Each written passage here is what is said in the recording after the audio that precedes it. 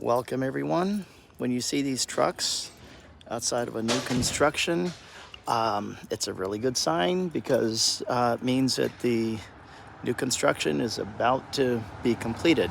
Last thing to ever be done on a construction site is the landscaping. So you see we've got the Enviroscape trucks here, and this place has actually been 4 years in the making.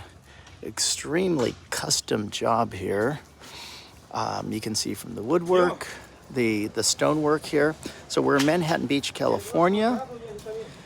Very, very meticulous. Wow.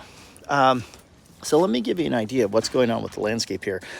The designer had recommended doing these pink mulley grasses. So these are pink mulley. They're going to get some really cool color, pink colors once they get done. There's going to actually be veggie gardens here, and over here there's drip irrigation with these grasses. They wanted kind of a meadow grass look, so these are called carex grasses, along with drip irrigation. In between here is going to be the gravel lock is kind of a super glue mixed with little tiny pebbles, so it's going to be a really cool thing. This is going to go in between the stones up front, the front walkway. So this is called thyme. And here's some California native bushes. These are called the Rhamnus californica, and so they're really, really cool thing to do.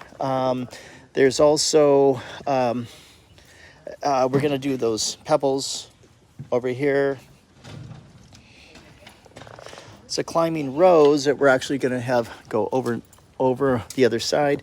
Then there's drip irrigation. There's going to be here's the front walkway. Got native plants over here, and you can see the drip irrigation's been done right. Along with there's going to be drip irrigation. There's no drip here because there's going to be a water feature that's going to be here. There's WAC lighting that was built into the wood. It's a really cool effect. Check out that stonework though. Isn't that just the coolest thing you've ever seen? 4 years in the making, worth the wait. So the flowering thyme ground cover is going to be over here, and then in the back, there's things don't always go according to plan, unfortunately.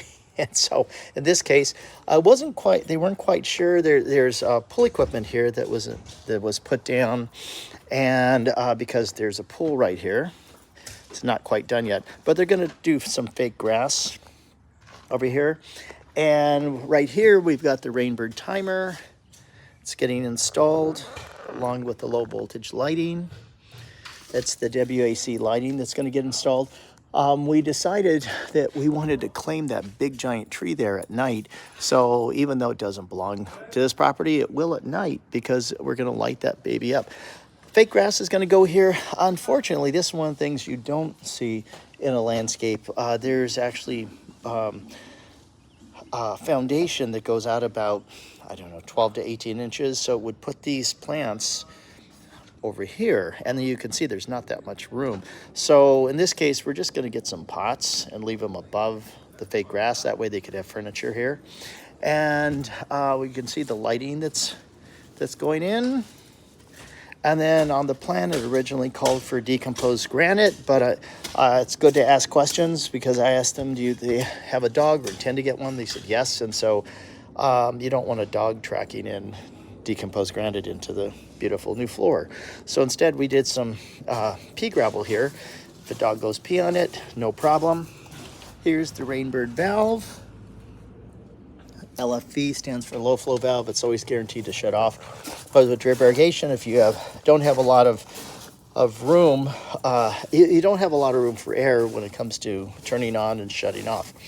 So bottom line is Rainbird has a patent that it will always shut off, and that's not always the case with other valves that don't have that technology to them, especially the cheaper valves. So